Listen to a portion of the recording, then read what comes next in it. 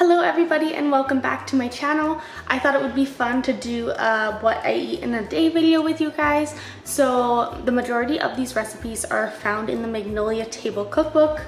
I will show you. It is the volume 2 and I'm absolutely in love with this cookbook and I thought I would cook through with some recipes with you guys. And so today on the menu is bacon and cheddar egg cups. The next one is chicken and bacon ranch wraps. These are not from the Magnolia table cookbook, but I will leave a link to this below. And then for supper, we are making French onion soup. So let's head into it. First step with the bacon cheddar cups is to cook your bacon. So I cook mine in the oven at 400 for about 20 to 25 minutes. Okay, so now I am just adding all the eggs to a bowl. I just kind of wanted to do this effect just to be cool, like the snap of the finger on TikTok. And then I also added some cheese and some cottage cheese just to make them light and fluffy. I feel like this is like the trick to making good egg cups is the cottage cheese, honestly.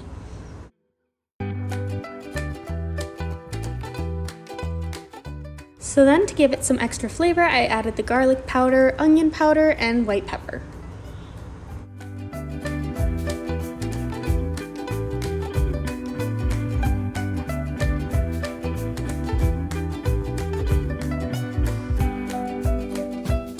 When the bacon was done cooking and had cooled off, I went ahead and cut it into little pieces, and then I added it to the egg and cheese mixture and just stirred it all up. Normally I spray these pans with vegetable spray, but I have not had any luck finding them in any of the grocery stores I visited, so I'm just using vegetable oil and just smothering it around with a piece of saran wrap and just trying to coat it so it doesn't stick too much.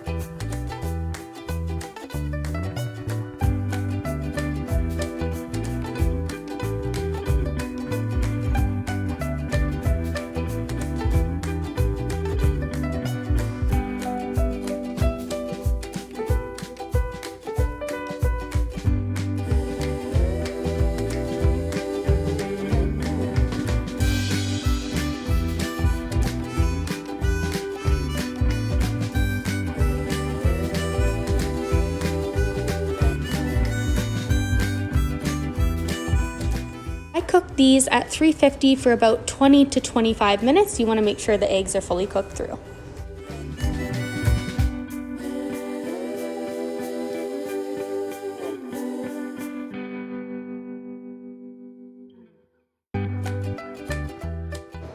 Okay, so I'm gonna dig in and give you guys a little taste test review. Let's see. I really enjoy the Starbucks egg cups, so I'm hoping it's as creamy as those.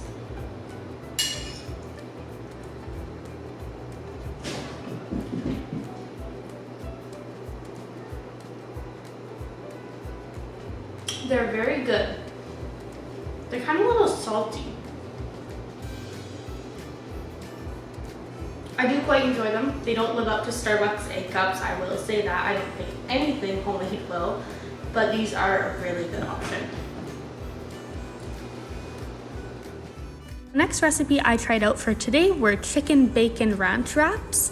I kind of made some substitutions. I used a different kind of dill dip than the one that was used in this recipe, but I will put the link below for the recipe, and honestly it was so tasty. I made it for a guest that was over as well that day and she loved it as well. So for my base, I used a garlic dill dip that I purchased from Costco. And then the next layer was putting sliced chicken breast on top, as well as cooked bacon. It gives it a really good crunch. And then I used some lettuce that I had cut up prior to the video, and some tomatoes. And this was one of the best additions, was the feta cheese. Once again, this was a substitution from the original recipe, but just refer and kind of see what you guys would prefer.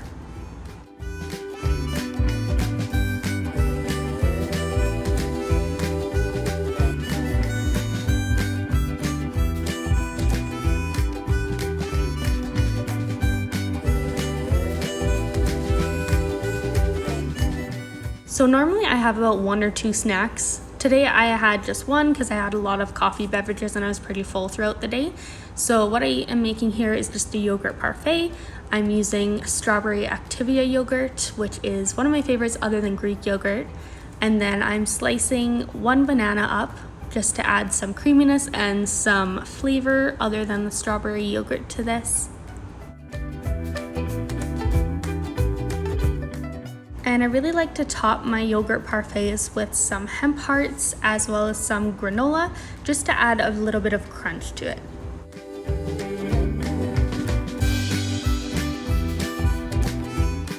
The most extensive meal of the day that I cook is suppers. Normally breakfast and lunch are kind of lighter, and then supper is kind of where all my hard work goes in. So this video is kind of lengthy just because of all the separate steps that are involved with making this. There's a lot of cutting the produce, a lot of adding the broth and letting it simmer, so I'll kind of walk you through. Right here I'm just slicing onions and putting it in the food processor, trying not to cry too much because white onions, they get me. And now I am adding some butter to saute and caramelize the onions that I just cut up. So I'm gonna go ahead and do that there. I just let it caramelize for about 2 to 3 minutes, just until they're tender. Now I'm slicing up some garlic. I use this trick, I learned it from a cooking video, and you like smush the garlic clove and then you cut it from there. It's very easy and very good addition to my cooking. And then I just add that here and add some spices. So I'm adding some thyme right now. Okay, so now I'm just stirring it to combine. And I'm also adding 2 bay leaves. And I can tell you that that flavor was very prominent in this dish and it was absolutely beautiful. And I'm adding some beef broth. And at this step, you definitely want to scrape the bottom of any caramelization that's happened from cooking the onions. And then just cook that for a couple minutes. And then I'm adding additional beef broth. I believe it was 6 cups I added to this. And you're going to just let this simmer for about 20-25 minutes.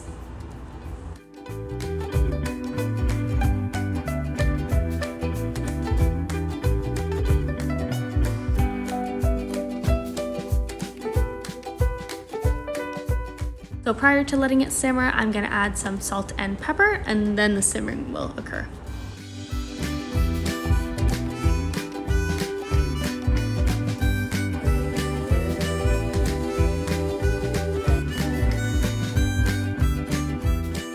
Okay, so while my soup is simmering, I'm gonna go ahead and cut up my Gruyere cheese. I'm just gonna grate it and gonna top this on top after the French onion soup is done simmering.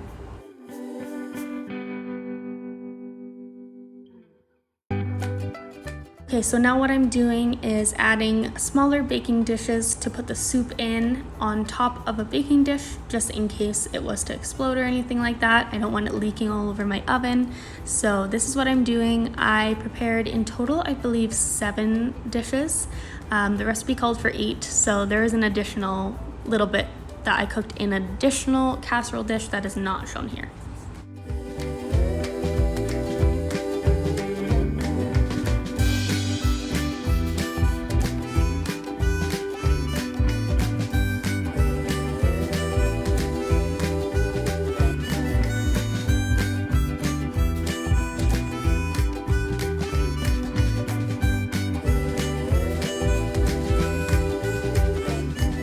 So the first step of preparing your soup is just to simply scoop your soup into each small casserole dish.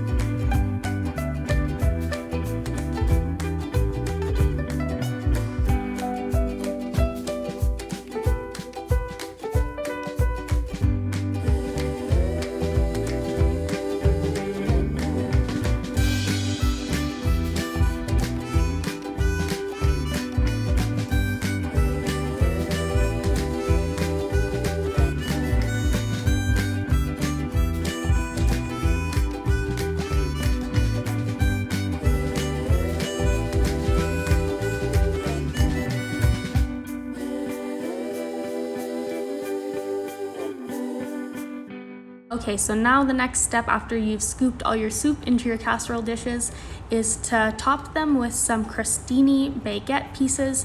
You can also roast a baguette and make this homemade, but I just chose the easier route because of how extensive the soup was to make already, and just top that on top to add some additional crunch.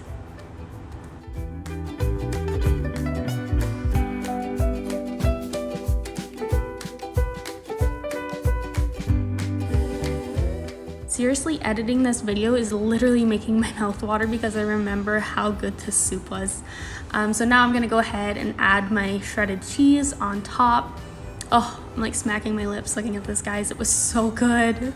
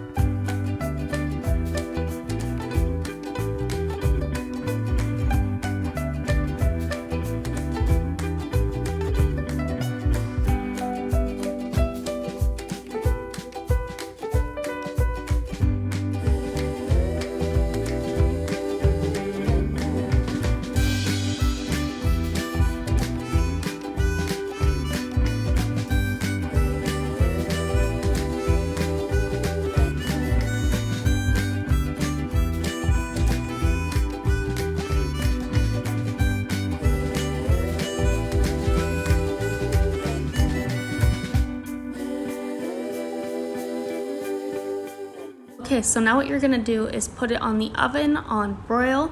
If you do have the setting to do a low broil, that would be awesome.